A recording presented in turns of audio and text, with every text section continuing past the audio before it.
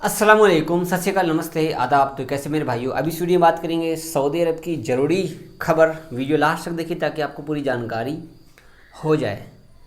तो सबसे पहले मैं आपको बताना चाहूँगा, अगर आप रियाद में हैं और रियाद एयरपोर्ट से आपकी फ़्लाइट होती है या आप रियाद आते हैं, जैसे कि आपको पता है कि रियाद एयरपोर्ट पे पहले इंटरनेट नहीं था। तो अब यहाँ पर आपको मैं फ़ोटो शेयर कर रहा हूँ। तो यहाँ पर अब रियाद में वाईफाई सिस्टम अपडेट कर दिया गया है, तो आप लोग इंटरनेट का फ़ायदा ले सकते हैं रियाद के एयरपोर्ट पे। ठीक है, कई सारे भाई एयरपोर्ट तक के लिए इंटरनेट का सिम लेके जाते थे, तो अब आप लोग सिम अगर नहीं भी लेंगे तो भी आप रियाद के एयरपोर्ट पे इंटरनेट चला सकते हैं। ठीक है, अगली खबर है मिनिस्ट्री ऑफ हज और उम्राह की तरफ से। आपको मैं फ़ोटो शेयर कर रहा हूँ गल्फ़ हिंदी की। तो आप लोगों को जानकर ये बात की खुशी होगी, अगर कोई भी सऊदी अरब आता है, टूरिस्ट वीज़ा पे आता है या वो विजिट वीज़ा पे आता है, तो जैसा कि आपको पता है कि पहले टूरिस्ट वीज़ा पे आए या विजिट वीज़ा पे आए वो लोग सिर्फ घूमने के लिए आते थे, उम्रा नहीं कर सकते थे। लेकिन अब इन्होंने अपडेट दे दिया है कि आप लोग अब जो टूरिस्ट वीज़ा पे आएंगे, चाहे वो विजिट वीज़ा पर आएंगे, तो वो लोग अब सऊदी में उम्रा कर सकेंगे इन वीज़ा पर। इसके बाद यहाँ पर ये भी कहा गया है कि पहले आपको कोरोना की दोनों दवा लगी होनी चाहिए, जो सऊदी अरब ने बोला हुआ है। तो दोनों दवा लगी होनी चाहिए सऊदी अरब में आने से पहले, आपको पता ही है। इसके साथ साथ आपको सारा पैकेज वगैरह तो पता ही है।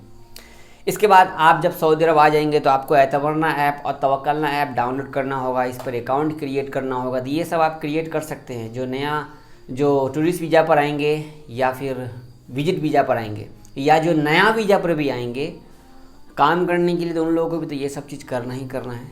तो बहुत ही अच्छा है कि कम से कम ये है कि जो भी लोग सऊदी अरब आएंगे, चाहे वो विजिट पर आएँ या टूरिस्ट वीज़ा पर आएँ, तो आप सबको, जो आपको पता है कि ऑनलाइन जिनका पोर्टल है फॉर्म भरने का, इस पर फॉर्म आपको भरना ही होगा।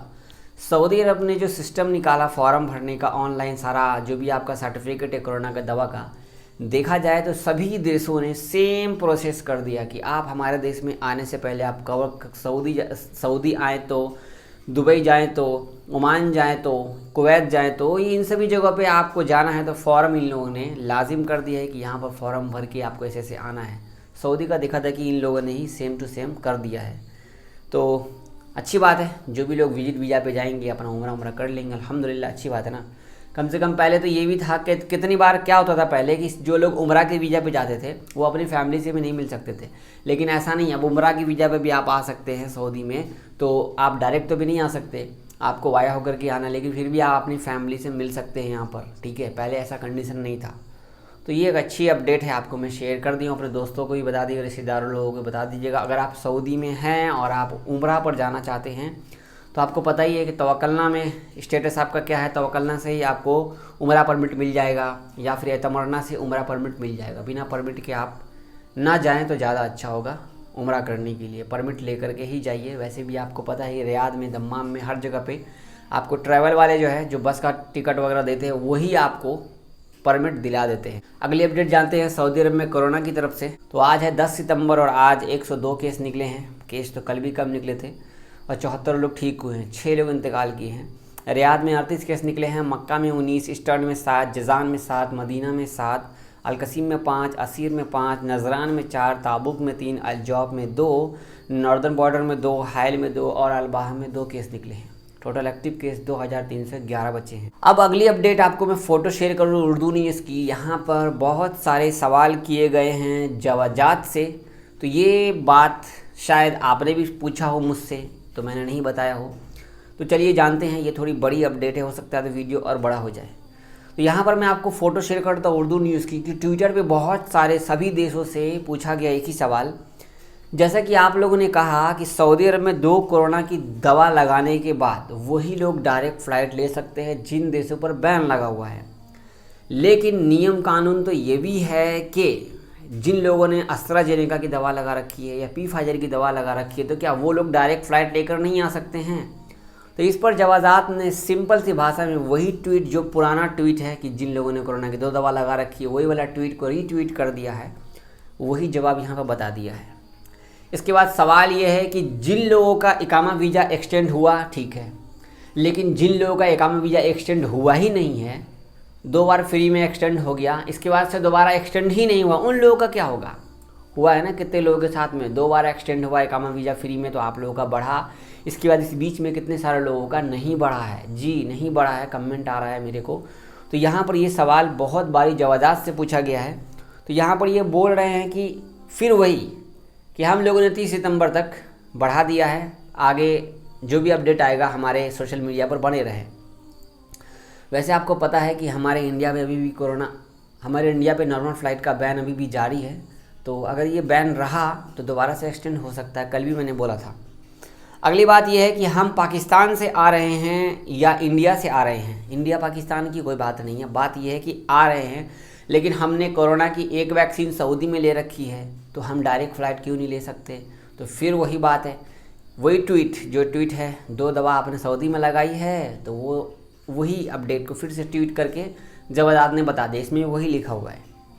तो जवादात से अब कोई भी सवाल करेंगे, कुछ सवाल के जवाब ऐसे होते हैं जो ऑटोमेटिक होते हैं। अब जैसे आप उस तरीके का सवाल करोगे, अपने आप ही वहाँ पर वही ट्वीट जो है अपने आप रिप्लाई में आ जाता है। तो इन लोगों का अंदर से कुछ ऑटोमेटिक सिस्टम होता है। जैसे कि आप मेरे फेसबुक पेज पे मुझे मैसेज करेंगे तो वहाँ पर ऑटोमेटिक जनरेटेड मैसेज होता है, जो मैंने बहुत पहले टाइप किया था, सेव किया था लॉकडाउन के टाइम पे। तो इसी तरीके से लोग चेंज करते करते आप लोगों को देते रहते होंगे। फिर से एक और फ़ोटो शेयर करना चाहूँगा। यहाँ पर बोला गया है कि अगर जो भी सऊदी अरब आता है, ऐसा नहीं है कि कोई भी दवा का सर्टिफिकेट को एडिट कर लेता है।